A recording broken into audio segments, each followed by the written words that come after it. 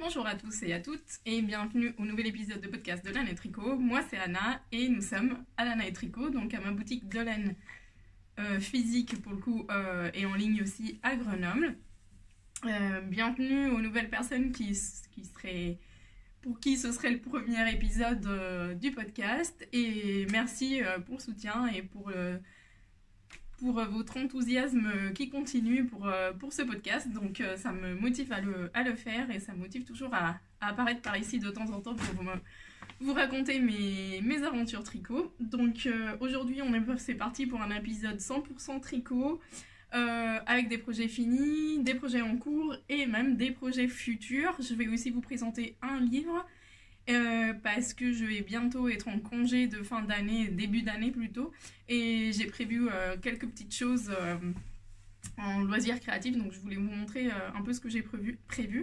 Et voilà, donc c'est parti. J'espère que vous avez une petite boisson à côté, un petit tricot, un petit ouvrage ou pas, ou vous êtes devant, je sais pas, ou vous êtes en train de faire le repassage, peu importe. J'espère qu'on va passer un petit bon moment ensemble.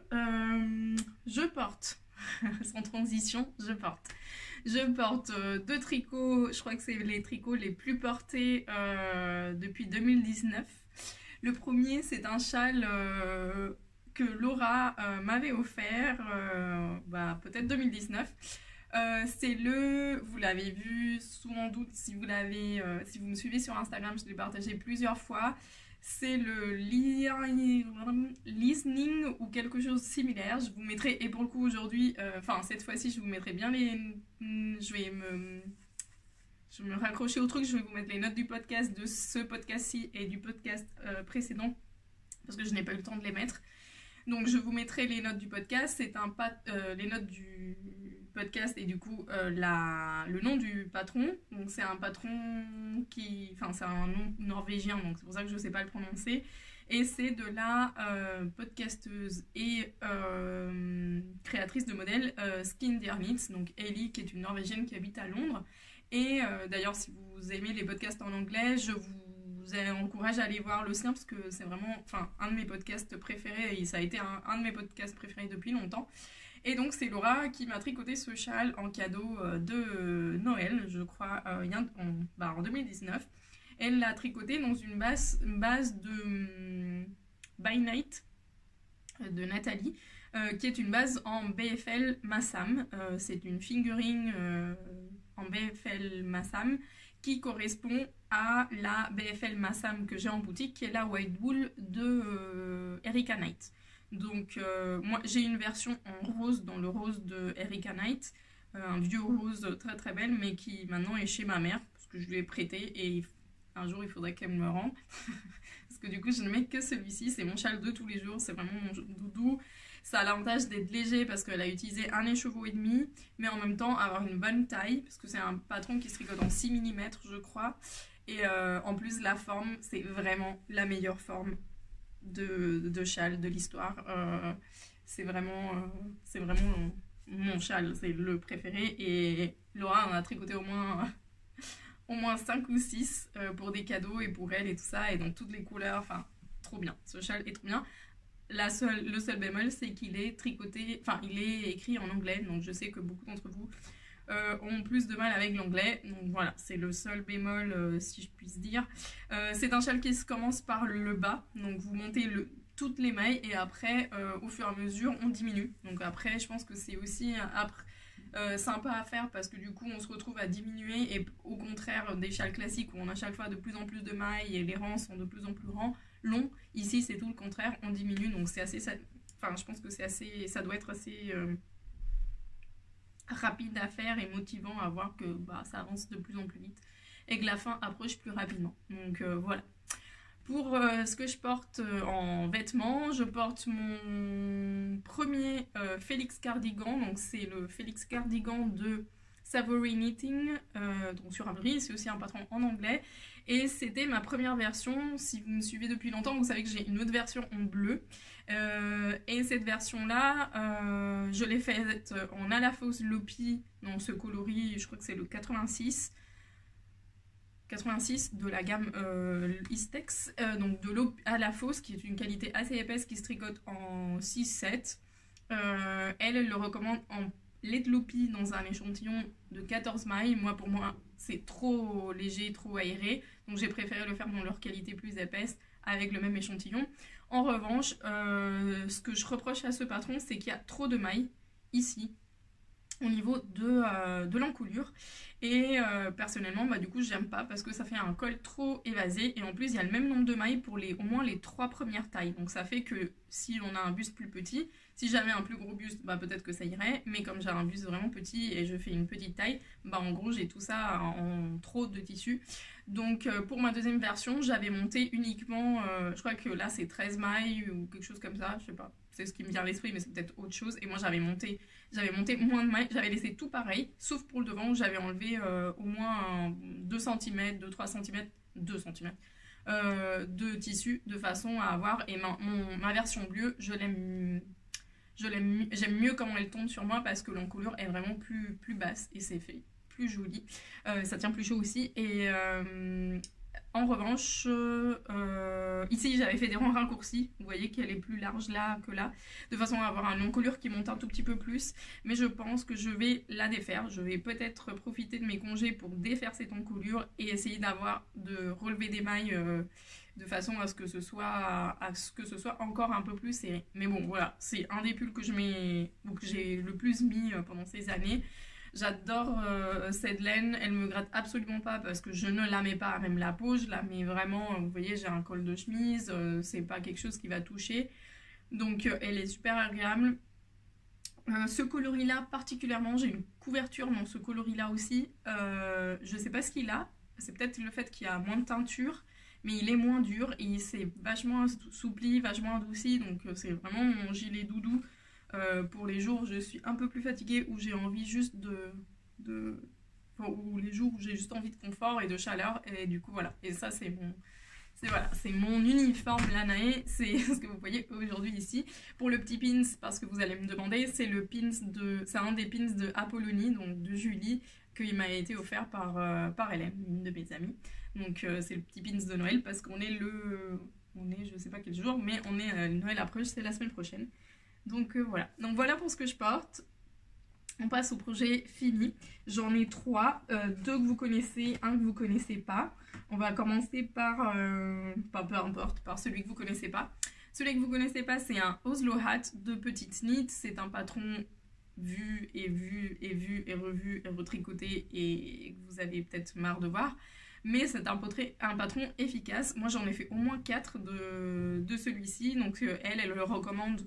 Elle recommande ça en fait, elle recommande de l'âge fingering, donc ce type de fil, 3 pelotes doublées pour que ça fasse de l'ADK. Moi à chaque fois je fais pas ce qu'elle dit et je prends directement de l'ADK. Donc ici c'est un fil d'Erika Knight que j'avais apporté au Knit It. Je ne l'ai pas en boutique parce que c'était un basique et du coup je pense que j'ai déjà assez de basiques comme ça dans la boutique, donc je ne l'ai pas gardé. Mais c'est un beau fil 100% BFL. Je ne l'ai pas gardé aussi parce que j'ai l'impression qu'il va boulocher pas mal et du coup, bon, voilà, c'est un peu pour ça aussi que je ne l'ai pas gardé. Mais il est très agréable à tricoter. C'est la British Blue, je crois, de Erika Knight. Ce sont des écheveaux de DK, Sport DK, 200 grammes.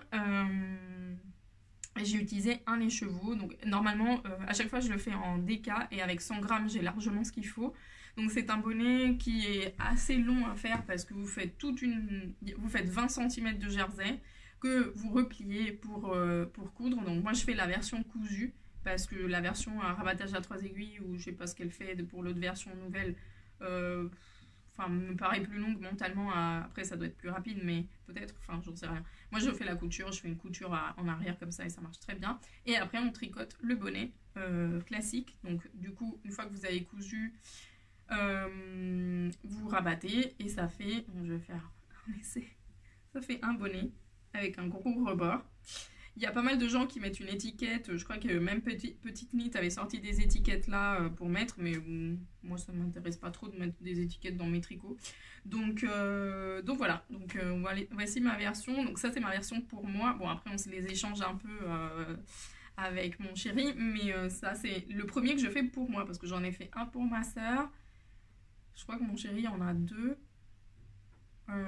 j'en ai fait au moins 3 ou 4. Donc ça c'est le premier que je fais pour moi. Et ça c'est un bonnet, c'était mon tricot de boutique. C'est-à-dire que quand j'étais en cours particulier, ben, quand parfois j'ai rien à expliquer, ben, je prends au moins un petit tricot. Et du coup je l'ai tricoté entre octobre et là je viens de le finir cette semaine, en début de semaine ou ce week-end dernier.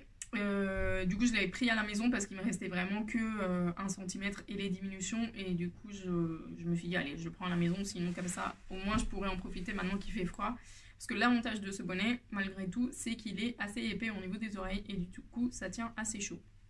Je ne l'ai pas bloqué parce que j'ai considéré que j'avais pas envie d'attendre à ce qu'il sèche et qu'il me paraissait assez bien, et je l'ai porté toute la semaine. Donc parfois je le porte même en boutique parce que quand il fait un peu froid en boutique, moi j'ai les oreilles sensibles et comme j'ai les cheveux courts maintenant, bah du coup c'est très bien comme ça. Rien à dire d'autre du patron Oslo Hat de Petite Knit. C'est un basique efficace. Pour les autres projets en cours, vous les connaissez. La première chose, c'est la paire de mitaines, non, de moufles pour monsieur. Je crois que c'est Soft Snow de Camé Borgna. Donc Camé Borgna, c'est une créatrice suédoise. Et voilà, j'avais repéré ce modèle, j'avais la laine en stock, donc c'est de la Ulcentrum 3 brins, donc c'est de la laine Deka Warstin. Et j'avais ces couleurs-là, et comme je vous avais expliqué la dernière fois, j'avais montré ça à mon compagnon qui lui disait qu'il trouvait que c'était super adorable qu'il y ait des petits cœurs sur le patron. Et du coup, il voulait les moufles à petits cœurs. Donc, je lui ai fait les moufles à petits cœurs. Sauf que j'ai dû les détricoter parce que c'est vrai que le patron, il commence par les côtes. Donc, c'était des côtes 1-1. Mais c'était des côtes qui étaient tricotées, je crois, dans la même taille d'aiguille ou juste une demi-taille en dessous par rapport au corps de la moufle. Et en fait, avec l'usage, ça s'est vachement détendu. Et le pauvre, il avait l'air qui rentrait dans le poignet. Déjà, c'était plus court. Et il avait l'air qui rentrait. Et il me disait, en fait, elles sont super, mais j'ai le froid qui rentre, quoi. Donc, je lui ai rallongé un tout petit peu. Donc, c'est pour ça que j'y ai plus de jersey ici. Et je lui ai fait des côtes qui descendent plus bas. Donc comme ça, vraiment, même moi, j'ai un tout petit poignet et vous voyez, ça resserre. Donc lui qui a une plus grande main et un plus grand poignet, et ça lui resserre bien, mais c'est ce qu'il voulait. Donc voilà, donc j'ai tricoté le jersey. D'ailleurs là, on le voit peut-être tout ça. J'ai tricoté en 2,75. Contrairement à peut-être du 3,5 pour la moufle. Et du coup, il y a la paire.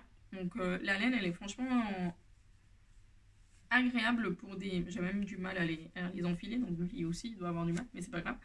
C'est ce qu'il voulait, donc j'ai pas rebloqué les moufles. Bon, c'était pas trop la peine de mouiller tout ça pour... voilà. Donc la laine, elle est pas mal, assez chaude. Après, moi, la Ulcentrum, j'ai un gilet dedans et j'ai un peu de mal à le porter parce qu'elle est assez poilue. Je sais pas si vous voyez qu'il y a un halo. Et ces poils, ils passent vraiment les vêtements. Donc moi j'ai un peu de mal pour des vêtements, mais pour des accessoires comme ça, ça me paraît super bien. Même des chaussons pour feutrer des chaussons, des choses comme ça pourrait être sympa.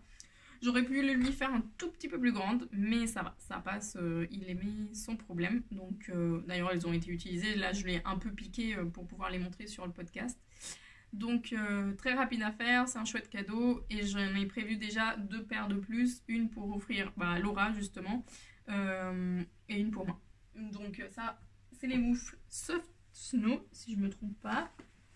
Et on passe au troisième et dernier projet fini, c'est le pull de monsieur. Donc ceci va être un épisode pour homme aussi.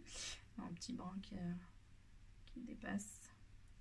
Donc vous vous souvenez, si vous avez regardé l'épisode précédent, que j'ai été en train de tricoter le pull Jaden de Isabelle Kramer pour mon compagnon, que j'utilisais la laine Nimbus de Fonty, et je crois que j'avais pas fini les manches. Il me semble que j'avais peut-être fini le corps, donc voici la bête. J'ai fini bien sûr les manches qui ont été... le pull a été déjà porté beaucoup de fois. J'ai pas bloqué les manches parce qu'il était impatient de le porter et bon, il n'y avait pas trop de besoin de le bloquer. Quand il sera lavé, bah, elles seront bloquées, et puis, enfin, elles seront lavées, et puis voilà, ce sera très bien. Il l'a quand même pas mal mis, et je pensais qu'elle feutrerait plus rapidement, mais ce n'est pas le cas. Il y a quelques boulochages, mais après c'est du mérinos, donc c'est totalement normal que ça bouloche un peu rapidement. Mais franchement, là les manches où c'est la partie qu'il utilise, franchement, plutôt contente. J'avais un peu peur que ce soit pire que ça. Sous les manches, nickel, il n'y a rien. Donc bon, il faut encore qu'il le mette tout l'hiver pour être vraiment sûr de ça. Mais il l'adore, il lui va super bien. Si je peux je vais vous mettre une photo portée, comme ça vous verrez ce que ça donne sur lui. J'ai fait la 3e taille avec un échantillon beaucoup plus petit. Donc j'ai fait un échantillon de 22 mailles, donc j'ai dû prendre la 3e taille pour avoir les dimensions de la première taille, parce que lui il est vraiment très fin, pas maigre, mais il est fin, ouais, il n'a pas une grosse morphologie. Et du coup, voilà, nickel. Je vois qu'il y a des petits brins qui rebiquent. Et ça, c'est parce que alors là, vous voyez, ça, c'est pas des bouloches, c'est des petits brins. C'est ce que j'ai coupé qui rebique. Et parce que j'ai changé sur ce pull-là ma façon de rentrer les fils. En fait, je n'ai pas rentré les fils, j'ai tricoté sur 10 mailles les 2 brins superposés. Et c'était la première fois que je faisais ça, parce que je me suis dit, je vais tester pour voir. Mais effectivement, j'aime pas trop, parce que du coup... avec l'usage, ça rebique, et moi, ça fait jamais ça. Bon, c'est pas grave, hein. Après, je vais passer un petit coup de ciseau et ce sera tout bon. Mais bon, je pense que je vais garder ma façon. Mais comme il y avait beaucoup de fils à rentrer, je m'étais dit, allez, comme ça, ça ira plus vite. Voilà, rien à dire d'autre. Si vous avez envie d'avoir un récapitulatif plus long sur ce pull, vous pouvez regarder l'épisode précédent. Et voilà. Il lui va super bien, et j'ai déjà programmé un autre pour la rentrée, pour le début d'année. Je vais lui en faire un en Loglomonde. Je pensais qu'il voulait du rouge, il m'avait dit du rouge, mais il change d'avis à chaque fois, donc faut pas que je lui demande, en fait, il faut que je fasse à ma sauce. Et là, il a vu la Loglomonde, il préfère le vert sapin, et il voulait des rayures jaunes. Je lui ai fait, ça fait un peu équipe de foot, t'as déjà eu ta paire de chaussettes jaunes et noires horribles il n'y a pas longtemps, donc on va quand même faire un truc unique, que ce soit facile à porter après pour toi. Mais c'est vrai que lui au boulot, il travaille dans une grande enseigne, et ils ont une veste en fait sans manches qu'ils doivent mettre par dessus, donc ça se verrait pas. Mais bon, vert, jaune, rayure, enfin, je lui ai dit non, on va faire simple, je te le fais vert. À la limite, je veux bien faire les bords-côtes jaunes, mais les rayures, puis en plus, c'est pas le temps les rayures et que ça fasse équipe de foot. C'est surtout aussi qu'il va falloir que je lui essaye à chaque fois pour voir si les rayures ça tombe bien. Et puis après, voilà. Je préfère que ce soit plus simple. Je vais certainement partir sur le même modèle, mais je vais pas faire le point de riz. Je vais faire un truc en jersey tout simple. Sauf si d'ici là, il change d'idée encore une fois. Donc voilà pour mes projets finis. On va passer à mes projets en cours. Et là, je n'ai fait que des tricotés. C'est un peu la loose du tricot en ce moment chez moi. Je vais vous montrer, j'ai 2 projets en cours, donc je vais vous montrer, je n'ai fait que tricoter et retricoter, et en plus beaucoup détricoter, c'est-à-dire que je vais vous expliquer. Je pense que je ne vous l'ai pas montré la dernière fois, donc je vais vous représenter tout ça un tout petit peu. Je n'ai pas revérifié mon épisode de podcast précédent, donc je suis désolée si je redis un peu des choses. Mais pour le 25, donc pour le 25 décembre de l'année dernière, donc 2020, j'ai fait un montage pour Noël, un custom de Noël. J'aime bien faire ça à la fin, soit le 25, soit le 31 ou le 1er janvier, genre marquer un peu le coup avec un nouveau tricot. Apparemment ça marche pas très bien vu qu'on est presque le 25 décembre 2021 et que je l'ai toujours pas fini. Mais du coup, je m'étais dit, ah super, j'avais envie de tricoter cette laine-là. Donc c'est la Wild Wool de Erica Knight, dans le coloris Brisk, c'est le 0705. Et c'est un vert que j'aime beaucoup, un vert un peu gris, chiné, trop beau. Voilà, je me suis dit, cool, je vais monter ça. J'ai passé 2 jours sur Ravelry à chercher le modèle que je voulais faire. Je voulais faire un gilet, puisque maintenant je veux tricoter que des gilets parce que j'ai suffisamment de pulls comme ça. Et du coup, j'avais tricoté le dos, j'avais bloqué le dos pour voir si j'étais aux bonnes dimensions. Donc c'est un gilet qui se tricote par morceaux. On fait le dos, les 2 devant, on coule ensemble et après on tricote les manches en circulaire et on relève les mailles pour l'encoulure. ok, jusque-là, pas de souci. Il se tricote en 4,5, donc je me suis dit, c'est plié rapide, en plus je le veux un peu plus court que sur le modèle, parce que j'aime bien les modèles un peu plus cropped, etc. Donc vas-y, en 2 semaines, c'est plié. Un an après, on est toujours dans la même circonstance. Donc j'ai fait, donc c'est un modèle qui a des panneaux de dentelle et de torsade sur les côtés, aussi bien sur le dos que sur le devant. Donc voici le motif, donc avec des torsades et un motif de torsade avec un peu de dentelle, hein, vraiment le truc sympa, facile à faire, qui rythme bien, qui fait que ça va encore plus vite, ben voilà. Donc j'avais fait le dos, j'avais bloqué, j'étais aux bonnes dimensions, nickel. J'avais commencé le premier demi-devant et je m'étais arrêtée là. Et après je me suis lancée dans 1000 autres trucs et j'ai plus jamais fini mon tricot.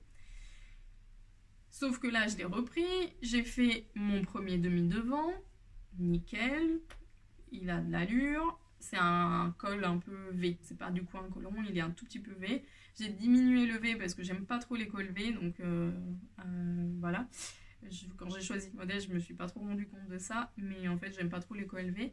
Mais bon, bref, j'ai fini mon premier demi-devant, trop contente. Je me dis, allez, je me lance, je tricote le deuxième demi-devant et après je fais les coutures, je fais les manches.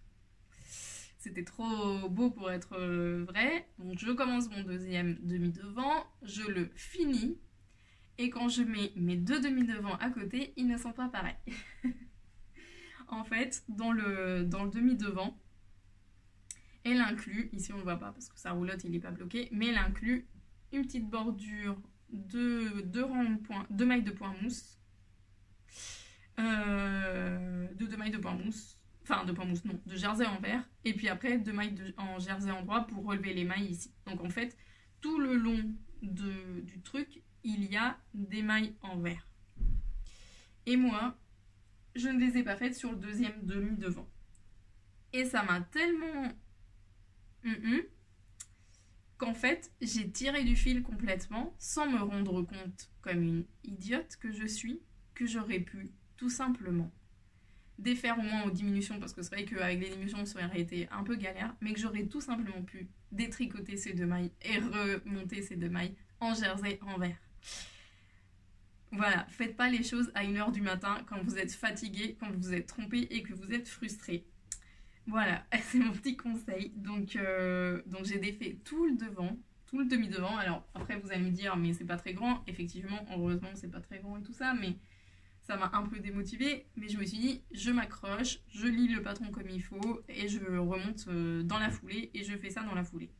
J'ai fait ça dans la foulée le lendemain matin, ou enfin pas à 1h du matin, mais j'ai fait ça le lendemain et en fait je me suis trompée sur la dentelle et là je me suis trompée sur la torsade parce que la torsade, si vous la regardez, si je me trompe pas, alors ça se trouve elle est correctement, non elle n'est pas correcte, la première torsade, au lieu de faire comme ça, elles font comme ça. Vous allez voir déjà ici, au lieu de entourer ici la dentelle, j'ai fait 2 torsades qui vont dans le même sens. Donc là j'ai dit, bah toi tu vas j'en ai marre, tu vas faire un peu de repos. Donc je l'ai mis un peu dans un... Donc ça c'était la semaine dernière je crois, hein, tout simplement. Donc voilà tout ce que j'ai détricoté. Donc bien un écheveau entier. Pour recommencer. Mon idée c'est de le finir là courant décembre. Mais je l'ai mis en pause parce que j'en pouvais plus. Ça m'avait un peu saoulé. Voilà, donc voilà, c'est d'ailleurs le patron, c'est le Dolin de Thea Coleman, qui est une de mes créatrices préférées, dont je n'ai jamais tricoté, enfin c'est le premier modèle que je tricote d'elle, mais j'aime tous ces modèles, non pas tous, mais j'aime beaucoup de ces modèles, parce qu'il y a c'est souvent de la torsade et tout ça, donc j'en ai déjà un deuxième que j'aimerais tricoter d'elle, mais vu que ça avance pas, ben voilà, je le montrerai quand je le montrerai.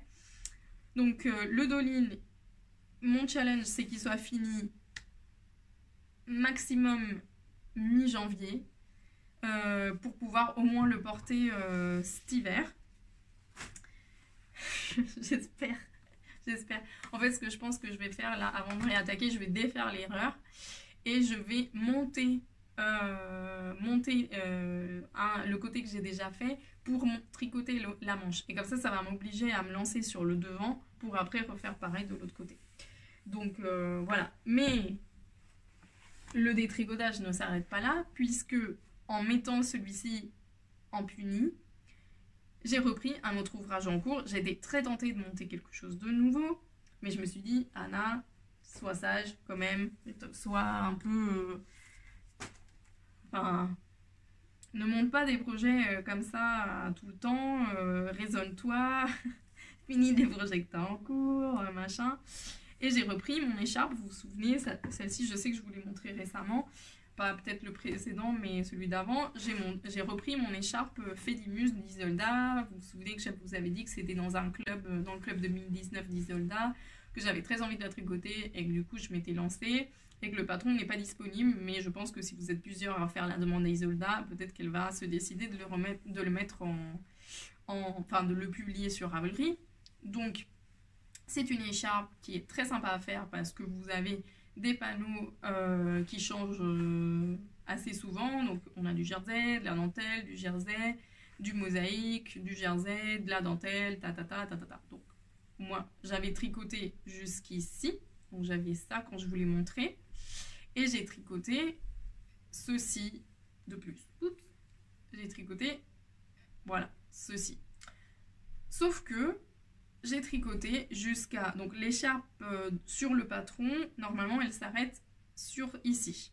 Elle s'arrête, donc j'étais arrivée du coup à l'endroit recommandé par Isolda, donc qui était après la grande dentelle, disons.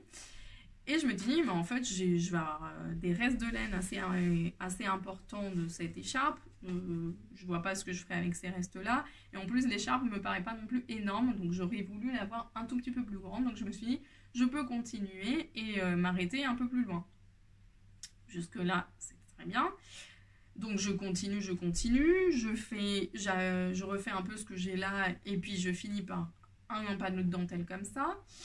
Sauf que quand je me rends compte, je ne sais pas pourquoi je regardais mon écharpe, je me rends compte que ce côté-ci, alors je vais finir mon rang, je me rends compte que j'ai un côté qui est plus grand que l'autre, parce que normalement il y a moitié et moitié de mailles. Et là, je compte mes mailles et j'ai presque une dizaine de mailles de plus sur un côté que sur l'autre. Donc c'est-à-dire que je ne sais pas comment, j'ai augmenté sans diminuer et qu'en fait il y a un côté trop long. Et il y avait bien au moins 4 cm qui dépassaient de largeur par rapport à la largeur habituelle de l'écharpe. J'ai eu un moment d'hésitation, je me suis dit, oh, ça va pas se voir, puis en plus, ça va être porté autour du cou, donc ça va pas se voir et tout. Sauf que, comme je vous avais expliqué la dernière fois, en fait, c'est une écharpe qu'on fait en 2 morceaux, un très gros morceau et un tout petit morceau, qui après sont assemblés par un panneau de jacquard en rond. Donc, je vous remets la photo pour que vous puissiez voir de quoi je vous parle, si jamais vous n'aviez pas vu sur l'épisode précédent ou l'autre. Et du coup, je me dis, bon ben, c'est foutu, il faut que je les fasse. Parce que pour le jacquard, il fallait que j'ai le bon nombre de mailles, sinon je ne pouvais pas lancer mon panneau de jacquard pour finir l'écharpe. Donc me voici en redétricoté bien, j'ai dû détricoter au moins bien 20 cm de l'écharpe, donc c'est-à-dire 2-3 soirées de tricot, et ou plus. Et du coup, me revoilà reparti donc je finis ça pour pouvoir bien vous la montrer. Me revoilà reparti pour retricoter les 20-30 cm avant de pouvoir tricoter le jacquard et de finir l'écharpe. Hop, comme ça je vous la montre correctement. Ce qui n'est pas plus mal dans la seule chose qui a marché, c'est qu'en fait, comme j'avais peur de ne pas avoir assez de rouille, j'avais fait des panneaux tout gris. Et du coup, j'avais pas cette section de rouille qui cassait à chaque fois. Mais bon, ça me gênait pas trop parce que ça va vraiment être porté autour du cou, donc ça allait pas se voir. Mais là, j'ai profité, comme j'ai vu que je pense que je vais avoir assez de laine, j'ai fait ce rang de mosaïque à nouveau. Là, je vais finir du jersey. Je vais faire une petite rayure en point mousse en rouille pour pas consommer beaucoup de fil. Encore du jersey. Donc je referai ceci. Donc je finis mon jersey, mon petit rang de point mousse en rouille.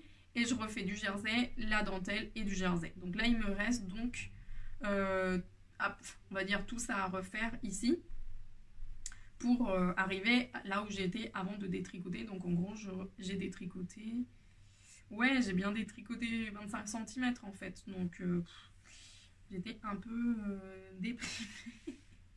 Puis ça faisait même pas une semaine que je venais détricoter tout mon rang, enfin tout mon devant. Donc voilà, donc je pense qu'elle va être assez sympa. C'est vraiment des couleurs que j'ai tendance à porter. Le rouille moins, mais j'ai hésité à le faire en bleu le dessin parce que je pense que je l'aurais porté plus facilement. Mais bon, j'avais ça, le kit était comme ça, donc j'ai fait comme le kit. Et voilà. Donc il me reste encore cette boulette là que j'ai tricotée à retricoter. J'avais déjà fait l'autre bout, donc vous allez voir l'autre bout c'est vraiment minuscule, il n'y a que ça. Et du coup, une fois que j'aurai fini, ces deux parties vont venir s'insérer comme ceci. Bon, impossible de vous montrer ça proprement.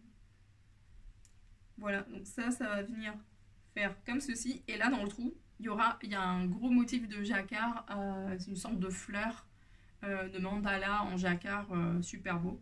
Donc voilà, j'ai hâte de le finir. Si tout se passe bien et que j'ai pas redétricoté, ce week-end c'est fini. Enfin, pour la semaine prochaine, je l'aurai fini, je pense. Donc voilà pour l'écharpe Félimus de Isolda, qui n'est pas disponible sur Ravelry. Désolée. Dans la laine recommandée par le patron parce que c'était en kit, qui est de la Shetland de la marque Garthener en français, Garthener, qui est une marque, je crois qu'elles sont, je me demande si bon, britannique c'est sûr, après je sais pas s'ils sont eux sur les îles Shetland, je saurais pas vous dire. Voilà, donc ça c'est mes deux projets en cours que j'ai très hâte de finir, j'en peux plus. J'ai trop envie de monter quelque chose de nouveau. Dont la collection de patrons de bonnets de Céline, de Mademoiselle Petroni, qu'elle vient de sortir la semaine dernière. Moi, je vais me tricoter le patron, le deuxième pour ainsi dire, le bonnet digital, qui est un bonnet avec des torsades. Et voici la laine que j'ai choisie, enfin la couleur que j'ai choisie. J'ai choisi la même laine qu'elle a pris elle. Donc elle l'a fait en super tweed de Fonty dans le coloris beige ou naturel. Enfin, je pense pas que ce soit le naturel, il est beige ou marron clair. Et moi j'ai choisi le bleu, je vais vous donner la référence couleur, le bleu 19. Donc c'est un bleu presque pétrole avec des petites touches de tweed bleu ciel, kaki et rouge principalement. J'ai choisi cette couleur parce que je l'aime beaucoup, parce que mon manteau a des rayures bleues un peu pétrole, indigo, c'est un bleu un peu particulier et ça va bien avec. Et du coup parce que j'aime bien cette couleur et que cette laine je l'ai depuis le début en boutique et je l'ai toujours pas tricotée, alors que c'est une de mes laines préférées à voir en tout cas. Et je l'ai déjà vu tricoter, elle est très très belle. Donc c'est de la laine, donc il y a 95% laine et 5% de mohair. Et c'est une super wash. Donc elle est assez douce. Ça se tricote enfin elle est recommandée en 4,5 et il y a 50 grammes, 105 mètres. Donc pour le bonnet, il en faut deux. Il y a un rebord en côte torse et après le bonnet en torsade. Moi je vais pas faire les côtes torse parce que je n'aime pas trop ça. Je vais faire des côtes 1-1 classiques et après je vais faire le bonnet à torsade. Donc ça c'est un prochain cast-on rapide quand j'aurai en mode cadeau, quand j'aurai fini un des deux projets boulets du moment. Et donc ça c'est ça. Et je voulais aussi vous présenter les qualités et les autres modèles que Céline a sortis.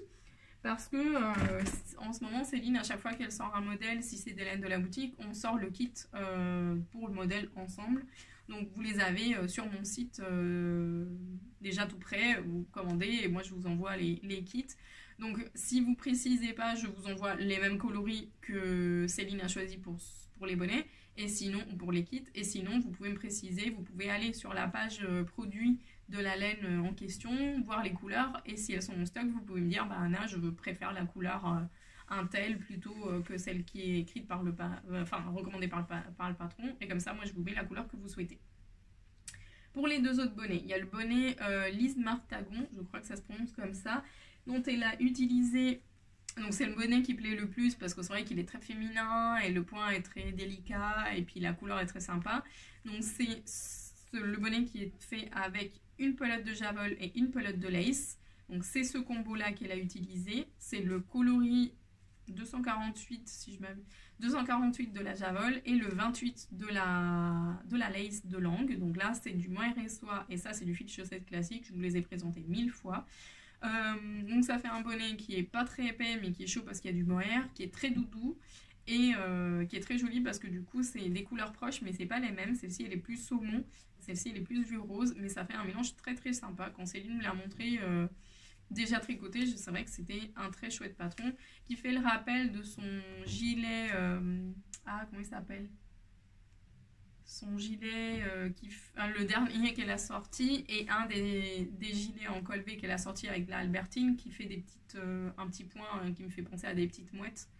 Donc du coup c'est un mix des deux patrons en version de bonnet. Donc vous avez deux pelotes pour faire un bonnet, c'est des kits qui sont en plus très économiques parce que je pense que celui-ci il est à 22 € et les autres sont encore moins chers, donc ça fait des cadeaux faciles ou ça fait un projet rapide et facile et pas trop onéreux avec de belles matières.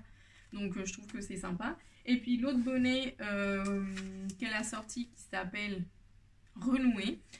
Donc c'est un bonnet avec je sais pas si c'est des torsades ou des fausses torsades. Il est très sympa aussi et il est déjà plus épais, donc elle a fait aussi 3 épaisseurs différentes et il est fait dans cette qualité-là, qui est la qualité Wool-Addict Hope. Donc la Hope c'est un fil bulky qui est 100% laine Corridel. Donc Corridel c'est une autre race de mouton qui ressemble un peu au Mérinos mais qui n'est pas du Mérinos. C'est une des laines les plus utilisées. D'ailleurs les fils chaussettes souvent c'est de la Corridel qu'ils mettent dedans quand ils mettent laine et ils précisent pas la race. Souvent c'est du Corridel. Et ce fil a une particularité, c'est qu'il est, c'est pas un fil mèche, c'est un fil retordu sur lui-même, autour d'un autre fil. Et c'est une technique qui en filage s'appelle du correspun, ou similaire à du correspun. Donc il y a une sorte de fil principal sur lequel on entoure du ruban, et du coup ça fait ce sort de fil méché.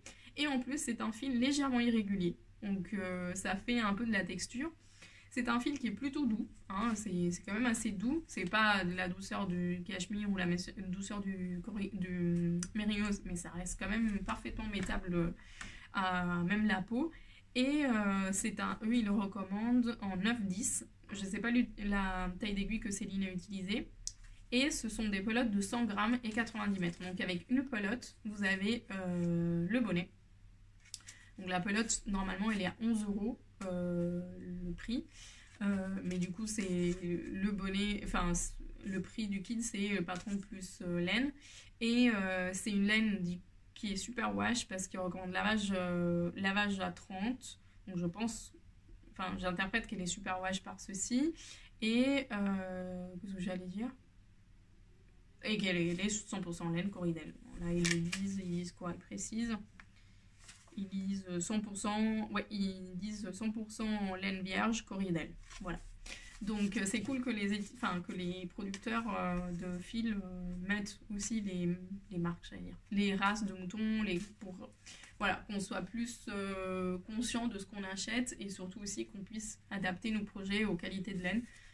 Quand au fur et à mesure on commence à parler et à connaître les différentes propriétés des différents moutons et tout ça, c'est assez intéressant si jamais c'est des choses qui vous intéressent.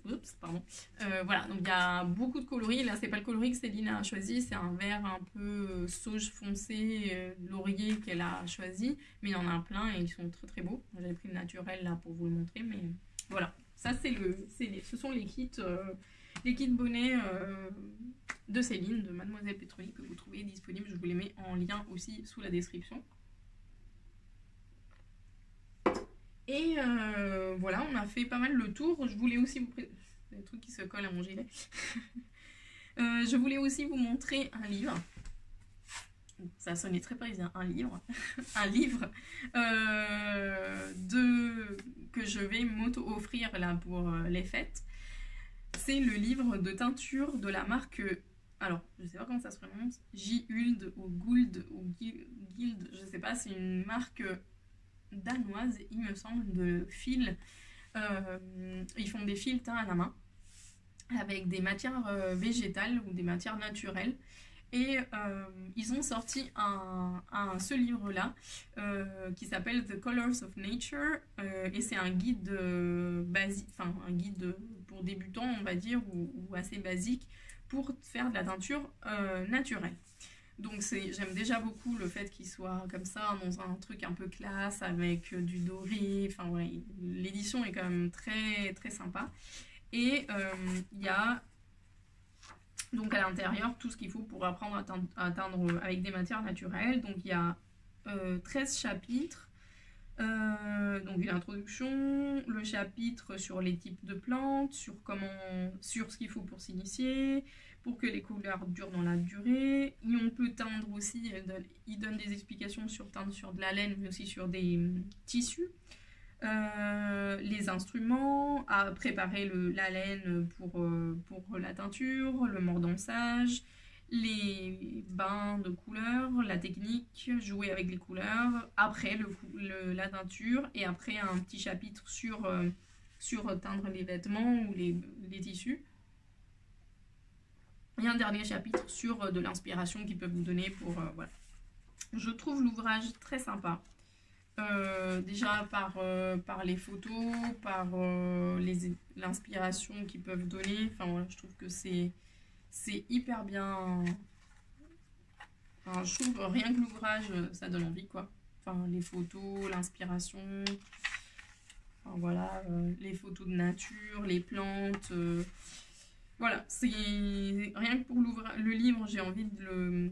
Enfin, c'est pour ça que je le garde, mais aussi parce que ça fait au moins 2 ans, au plus grand désespoir de mon cher et tendre. C'est trop bon. Donc ça fait 2 ans, au plus grand désespoir de mon cher compagnon, que je mets des noyaux de avocat dans le congélateur. Donc on n'en mange pas beaucoup, on en mange peut-être un tous les 3-6 mois. Donc vous imaginez que c'est pour ça que ça fait 2 ans que j'en mets de côté. J'ai mis les noyaux d'avocat dans le congélateur parce que j'avais pas envie ni moyen de les faire sécher. Bah, bref, c'était trop long et je me suis dit, allez dans le congélateur. Ils ont survécu un déménagement. Ils voulaient les mettre à la poubelle. Ils me disent, oh, bah ça. J'ai dit, non, absolument, tu les gardes, même si décongèlent, on les recongèlera à la suite. Je ne veux pas entendre parler de les jeter. On les garde. Donc là, je dois en avoir une vingtaine, peut-être, ou moins. Et je veux faire, là, pendant mes congés, j'ai une semaine de congé début janvier, comme d'habitude, et je vais faire de la teinture à l'avocat. Et du coup, j'ai besoin de ce livre-là pour me donner les bases. Et j'avais déjà fait aussi de la teinture à l'indigo, et comme il m'en reste, je vais profiter pour faire de la teinture à l'indigo et de la teinture à l'avocat. Ça n'a rien à voir l'un avec l'autre, mais je vais faire, comme je vais faire de la teinture, je vais faire de la teinture des deux. Et voilà, donc j'ai envie de me plonger, c'est le prétexte aussi pour me plonger dans ce magnifique livre. Pardon pour le téléphone enfin, là je suis dans ma pause de midi, donc je ne réponds pas au téléphone. Le prétexte parfait pour me plonger dans ce livre qui me fait très envie depuis que je l'ai reçu et pour me relancer enfin dans la teinture avec ces noyaux qui prennent de la place dans le congélateur. Je précise que c'est le seul truc qu'on a dans le congélateur parce qu'on s'en sert pas du congélateur, on met quelques glaces pendant l'année et c'est tout, c'est le seul truc qu'on a dans le congélateur. Donc je sais pas pourquoi ça l'énerve qu'il y ait ça, mais bon voilà, c'était hors de question qu'on les jette. Donc je vous montrerai, si vraiment j'ai pris le temps de le faire et que j'étais pas trop fatiguée, je vous montrerai les résultats, mais bon, pour vous dire que voilà, c'est un peu mes projets pour mes petites vacances parce que je reste à Grenoble pour ces vacances-là. Vous le trouvez sur mon site, hein, c'est un livre qui est disponible sur le site ou en boutique, donc vous pouvez le feuilleter en boutique ou le feuilleter digitalement et l'acheter si vous fait envie. Voilà pour le dernier épisode de l'année. Je pense pas que j'en fasse un d'ici la fin de l'année, sachant qu'il y a normalement ma famille qui vient, enfin une partie de ma famille qui vient. Et du coup, on va être un tout petit peu en famille. Rien de prévu de particulier. Nous, c'est réveillon en pyjama, raclette, chocolat. C'est tout. Et tricot pour ma mère et moi.